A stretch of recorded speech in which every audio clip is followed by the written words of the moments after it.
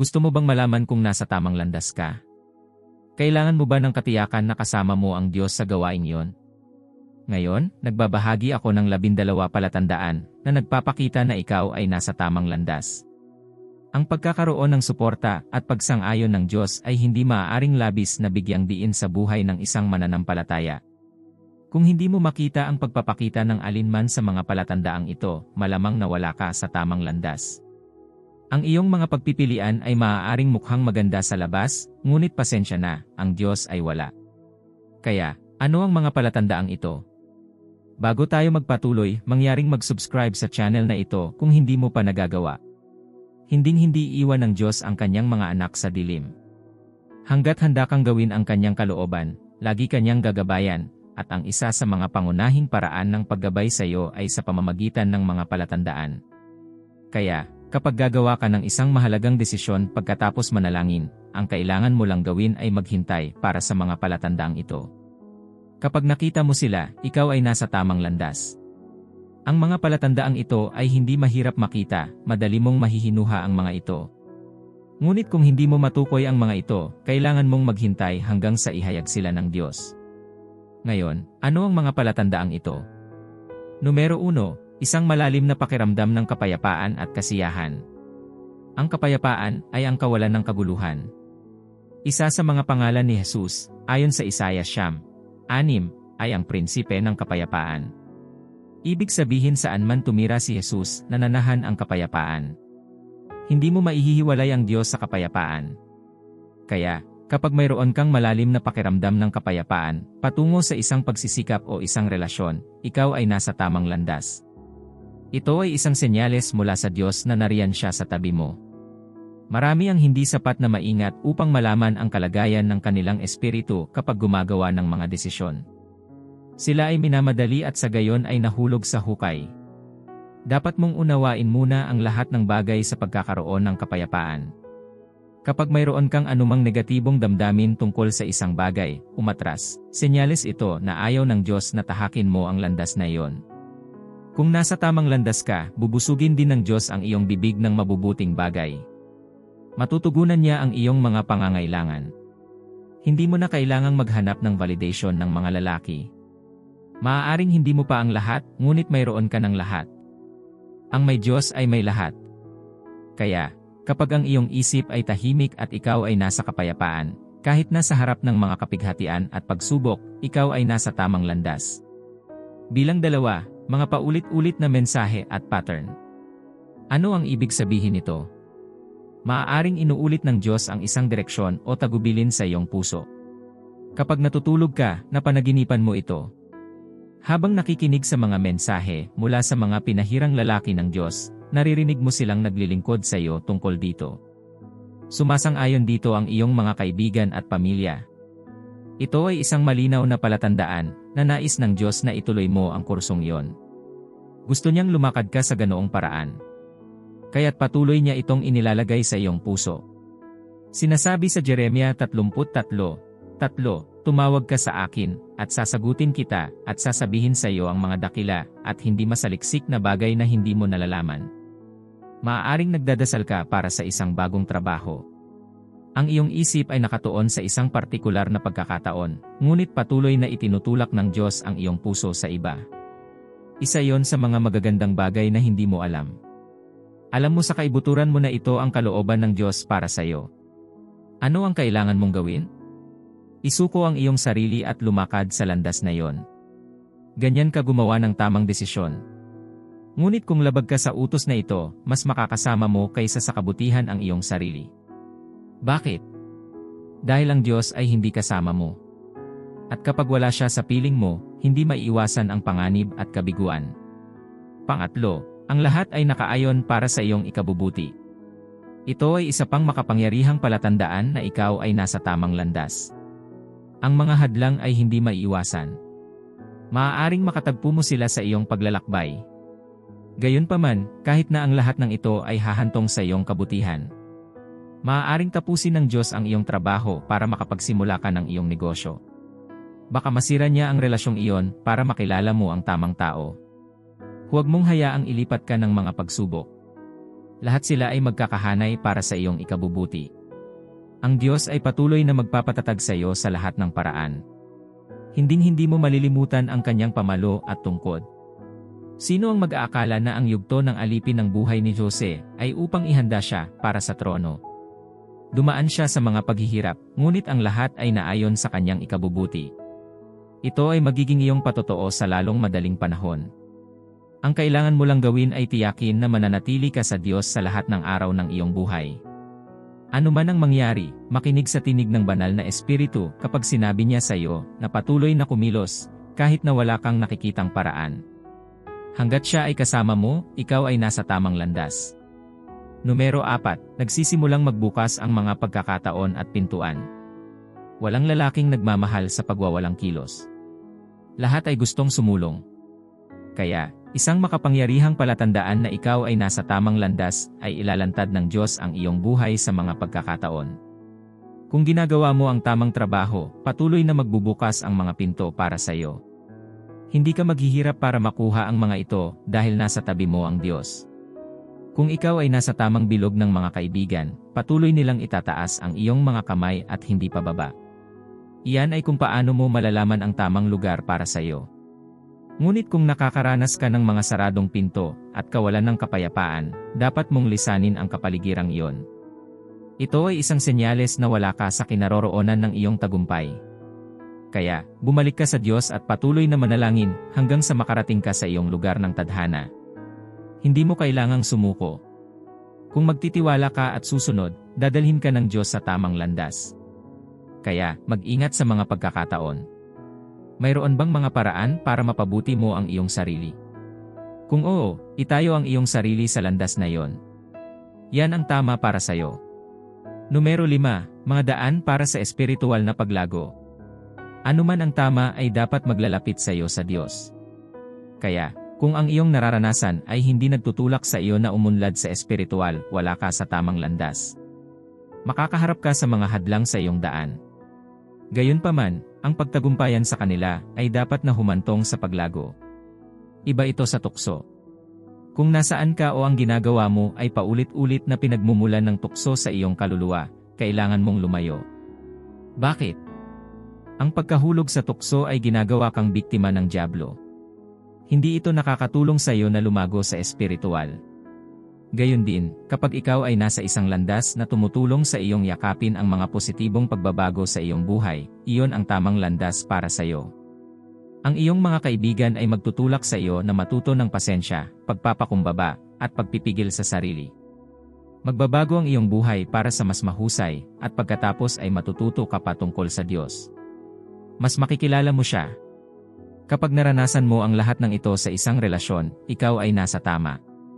Dapat mong palaging yakapin ang mga opsyon na tutulong sa iyong lumago sa espiritual. Mag-ingat sa mga naglalayo sa iyo sa Diyos. Kapag hindi ito mukhang Diyos o katulad ni Kristo, hindi ito ang tama para sa iyo. Bilang 6, personal na paglago at kamalayan sa sarili. Ang personal na paglago ay tungkol sa kung paano mo pinapabuti ang kalagayan ng iyong buhay. Kung wala ka sa tamang landas o nasa tamang kapaligiran, hindi ito mangyayari. Mananatili ka lamang sa isang posisyon na walang bagong nangyayari. Gayunpaman, kung ikaw ay nasa isang lugar na tumanggap ng personal na pag-unlad, ikaw ay nasa tamang lugar. Kung tinutulungan ka ng mga tao sa paligid mo na makilala ang iyong sarili, nahanap mo na ang tamang kumpanya. Tutulungan ka nila sa pagtuklas ng iyong mga kalakasan at kahinaan. Iyan ay kung paano mo malalaman kung ano ang maaari mong gawin at hindi. Mauunawaan mo ang mga uri ng pagkakataon na ituloy at ang hindi mo dapat. Matutuklasan mo rin ang iyong natatanging regalo at talento. Binigyan ng Diyos ang bawat tao ng kakaibang regalo. Gayunpaman, kailangan mong umupo sa mga taong nauuhaw sa kanila bago hanapin ang sayo. Kaya, kapag hinihikayat ng iyong kumpanya ang pagbuo ng magkakaibang mga kasanayan, kung gayon ikaw ay nasa tama. At kapag ang iyong career path ay nagtulak sa iyo na paunlarin ang iyong sarili, nagawa mo ang tamang pagpili. Numero 7, mga sumusuportang relasyon. Sinasabi sa Kawikaan 27:17 kung paanong ang bakal ay nagpapatalas sa bakal, gayon din ang isang tao ay nagpapatalas sa iba. Sa makatuwid, kung ikaw ay nasa paligid ng mga tumutulong sa iyong maging isang mas mabuting tao, ikaw ay nasa kanang sulok. Ang mga halaga ay mahalaga sa buhay, at ang mga puno ng mga halaga lamang ang maaaring makipag-usap sa kanila. Kung wala ang iyong circle of influence, wala kang mapapakinabangan sa kanila. Hindi ka nila masusuportahan sa anumang paraan. Bakit? Wala silang mga mapagkukunan.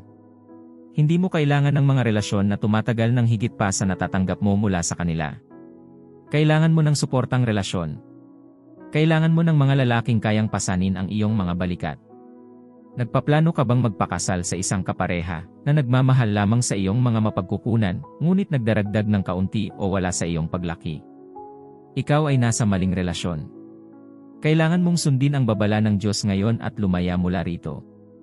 Ito ay isang malinaw na senyales na kung pakakasalan mo ang individual, hindi siya gagawa ng anumang makabuluhang kontribusyon sa iyong buhay. Ngunit kapag ang iyong kasintahan ay nagdadala ng mga nasasalat na ideya at ipinatupad ang mga ito, ikaw ay nasa isang sumusuportang relasyon. Maaari kang mag-bank sa isang individual upang matulungan kang nangangailangan. Numero 8, nag-iiwan ka ng positibong epekto sa iba. Hindi sapat na tumanggap ng mga pagpapala o suporta mula sa iba. Kailangan mong tiyakin na isa ka ring pagpapala sa kanila. Kaya, kung ikaw ay nasa isang lugar o posisyon kung saan hindi ka maaaring mag-iwan ng pangmatagalang epekto sa buhay ng mga tao, ikaw ay nasa maling kapaligiran.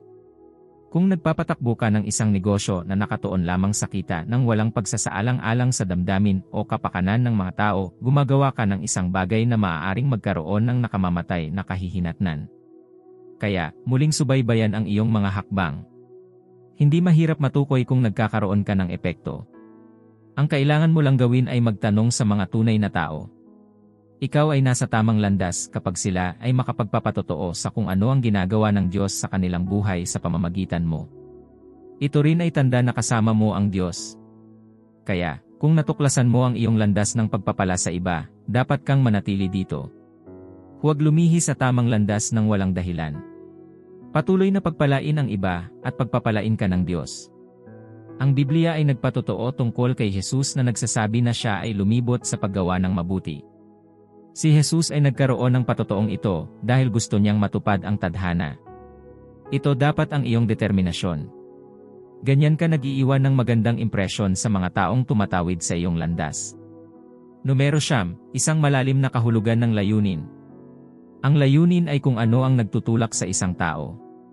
Kaya, kung ikaw ay mapalad na makahanap ng layunin, ikaw ay nasa tamang landas. Sinasabi ng Kawikaan 16:9, sa kanilang mga puso, ang mga tao ay nagpaplano ng kanilang lakad, ngunit ang Panginoon ay nagtatatag ng kanilang mga hakbang. Ang talatang ito ay nagpapaliwanag ng malalim na katotohanan tungkol sa pag-uugali ng tao. Gustong-gusto ng tao na magplano ng kanyang paraan. Gustong-gusto niyang gawin ang kanyang kalooban. Ngunit maniwala ka sa akin, hanggat ginagawa mo kung ano ang sa tingin mo ay tama, hindi pinapansin ang lugar ng Diyos, hindi ka magkakaroon ng malalim na kahulugan ng layunin. At nangangahulugan iyon na wala ka sa tamang landas. Naitanong mo na ba sa iyong sarili ang mga tanong na ito? Sino ako? Bakit ako nandito sa Earth? Ang araw na mahanap mo ang mga sagot sa mga tanong na ito ay ang araw na natuklasan mo ang layunin. Sa makatuwid, kung paano mo matutupad ang dalawang tanong na ito ay ang tamang gawin mo. Maaari itong maging isang simpleng kasanayan. Gayunpaman, madarama mo ang isang malalim na kahulugan ng layunin sa paggawa nito. Ang landas na ito ay hindi madaling hanapin, ngunit kapag ibinigay mo ang iyong lahat sa Diyos, ituturo niya ang iyong mga paa. Numero 10, makakahanap ka ng kagalakan sa pagbibigay at pagpapatawad. Kapag nagbigay ka, tinutupad mo ang mga utos ng Diyos. Hindi siya natutuwa sa kuripot. Kaya, kapag kinuha mo sa iyong sarili na ibigay ang mayroon ka, pupunan niya ito ng kagalakan. Madarama mo ang isang malalim na pakiramdam ng kagalakan sa iyong puso. Malalaman mo sa loob mo na ginagawa mo ang tama. Iniisip mo ba na wala kang maibibigay? Hindi iyan totoo. Paano ang iyong kadalubhasaan, ang iyong mga panalangin, ang iyong oras? Ang lahat ay hindi tungkol sa material na bagay. Kapag ibinigay mo ang iyong oras, kadalubhasaan, o mga panalangin, alam mong ginagawa mo ang tamang bagay. Gayon din, ang pagpapatawad ay isa pang gawa na nagbibigay ng kagalakan.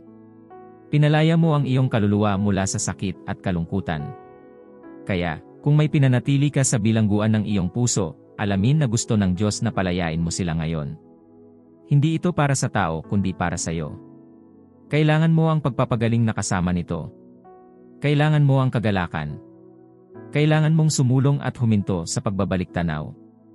At kapag nagawa mo na ito, alamin sa iyong kalooban na nagawa mo ang tama anuman ang maaaring sabihin ng mga tao. Magiging payapa ang iyong isip. Number 11. Igagalang at igagalang ka ng mga tao ng may pagmamahal. Siyempre, kapag naapektuhan mo ang buhay ng mga tao, igagalang at mamahalin ka nila. Nananabik silang tulungan ka kapag kailangan. Ito ay nagpapakita na ang iyong pag-uugali sa kanila ay kapaki-pakinabang. Nakukuha nila ang halaga mula sa iyong mga aktibidad. Gustong-gusto nilang makilala ka dahil nasa tamang landas ka. Gayunpaman, kung ang isang tao ay hindi nasisiyahan sa paggalang at pagmamahal ng mga tao sa kanyang paligid, kailangan niyang suriin ang kanyang buhay. Malamang na hindi tama ang ginagawa niya. Ipinapakita nito na ang mga tao sa paligid niya ay nakakahanap ng mga pagkakamali sa kanyang mga pagsisikap. At kapag ang mga tao ay hindi nasisiyahan sa gayong tao, ang Diyos ay hindi rin. Kung nakita mo ang iyong sarili sa sitwasyong ito, suriin ang iyong buhay. Wala ka sa tamang landas. Gayunpaman, huwag husgahan ang bawat bahagi ng iyong buhay sa pamamagitan ng mga lente ng mga tao. Maaaring ginagawa mo ang tama, ngunit maaaring makita ng iba na ito ay kasuklam-suklam sa kanilang naliligaw na pamumuhay. Dito pumapasok ang salita ng Diyos. Laging suriin kung ginagawa mo ang mga bagay ng tama sa pamamagitan ng lente ng salita ng Diyos, ang Biblia. Kapag malapit ka ng magdesisyon, bumalik sa Biblia at hanapin ang katotohanan. Kapag ang iyong desisyon ay hindi labag sa salita ng Diyos, maaari kang magpatuloy anuman ang opinyon ng mga tao. Numero 12, bukas ka sa kalooban ng Diyos. Bawat mananampalataya ay hindi dapat maghangad ng anuman sa labas ng kalooban ng Diyos. Ang buong buhay mo ay dapat nakasalalay sa kung ano ang nais ng Diyos. Dapat mong itayo ang iyong buhay sa kung ano ang nais niyang makita sa isang tao. Bago mo hawakan ang anumang bagay, siguraduhing ninais niya ito sa iyo. Bago ka gumawa ng hakbang, siguraduhing sinang-ayunan ito ng Diyos. Kapag ang iyong buhay ay mahirap at ang mga bagay ay hindi mo maintindihan, ang iyong mga panalangin sa Diyos ay dapat na gawin niya ang kanyang kalooban. Hanggat ipinagdarasal mo ang panalangin ito at masigasig na ginagawa ang kanyang kalooban, hindi ka mahuhulog sa tamang landas. Iutos ng Diyos ang iyong mga hakbang at itatalaga ang iyong mga gawain. Ngayong alam mo na ang 12 palatandaang ito, tiyaking mag-ingat ka sa kanilang presensya sa lahat ng oras. Ang kanilang presensya ay nagpapatunay sa presensya ng Diyos sa iyo. Ang kanilang kawalan ay nagpapakita na ikaw ay naligaw sa matuwid na daan. Kaya, kung hindi mo pa nararanasan ang alinman sa mga palatandaan sa itaas, kailangan mong pumunta sa Diyos at humingi ng awa. Kailangan mo siya upang tulungan kang lumakad at manatili sa tamang landas. Kailangan mong iayon ang iyong buhay sa kanyang kalooban. At ang Diyos ay maawain, ayaw niyang may mapahamak. Kapag sumigaw ka sa kanya, lalapitan ka niya at ibabalik ka sa tamang landas. Mararanasan mong muli ang kanyang kapayapaan at kagalakan. Ngayon, manalangin tayo. Ama sa langit, pinagpapala ko ang iyong banal na pangalan para sa araw na ito. Salamat sa muling pag-abot sa aking kaluluwa. Ipinakita mo sa akin ang mga palatandaan upang matulungan akong malaman na nasa tamang landas ako. Sa makatuwid, lagi kong unawain ang mga palatandaang ito bago gumawa ng mahahalagang desisyon sa aking buhay. Lord, maling direksyon ang tinatahak ko. Naglalakad ako sa aking pangunawa. Hindi ko inisip ang iyong kalooban. Inaamin ko ang aking mga pagkakamali ngayon. Maawa ka sa akin. Tulungan mo akong isuko ang aking sarili sa iyong kalooban. Turuan mo akong laging unahin ka sa lahat ng gagawin ko. Dapat kong gawin ang tama sa iyong paningin. Panginoon, kailangan ko ang iyong kapayapaan sa aking puso. Sa makatuwid, patnubayan mo ako sa landas ng katuwiran. Iligtas mo ako sa gulo. Ayokong bumalik sa takot at pagkalito. Masyahan ang aking buhay sa magagandang bagay. Tulungan mo akong makontento sa anumang ibigay mo sa akin. Hindi ako dapat maghangad ng higit sa itinakda mo para sa aking buhay. At kapag ang salita mo ay patuloy na tumatama sa aking kaluluwa, tulungan mo akong sumuko. Kahit labag sa aking ambisyon, dapat kong gawin ang iyong kalooban. Hindi ako dapat tumayo laban sa iyong layunin para sa aking buhay. Hindi ako dapat lumakad sa aking paraan. Hayaang magtulungan ang lahat ng bagay para sa aking ikabubuti. Lahat ng pagkabigo at kabiguan ay dapat humantong sa aking tagumpay. Ikonekta ako sa mga relasyon na susuporta sa aking pisikal at espiritual na paglago. Pagpalain ako ng lahat ng lalaki. Ngunit higit pa riyan, hayaan mo akong maging isang pagpapala sa iba. Bigyan mo ako ng biyaya na positibong makaapekto sa mga kaluluwa. Tulungan mo akong akayin sila sa iyo, Ama. Walang balakid na mananaig sa akin. Mangyaring hayaang magbukas ang mga pintuan ng mga pagkakataon para sa akin. Itaas ang tulong para sa akin mula sa apat na sulok ng mundo. Huminga sa gawa ng aking mga kamay, at hayaang ang aking buhay ay maging isang dispatcher ng iyong mga pagpapala. Ibunyag sa akin ang layunin ng aking buhay. Hindi ko nais na patuloy na sumubok ng iba't ibang paraan. Itatag ang aking mga paa sa iyo. Panatilihin ang aking mga paa sa tamang landas. Hindi ako dapat lumayo sa iyong presensya. Salamat, Jesus, dahil alam kong sinagot mo ang aking mga panalangin. Sa pangalan ni Jesus, nanalangin ako. Amen. Kung naapektuhan ka ng video na ito, mangyaring pindutin ang like button. Huwag kalimutang mag-subscribe sa channel na ito para sa higit pang mga mensaheng nagbabago ng buhay. See you sa susunod na video.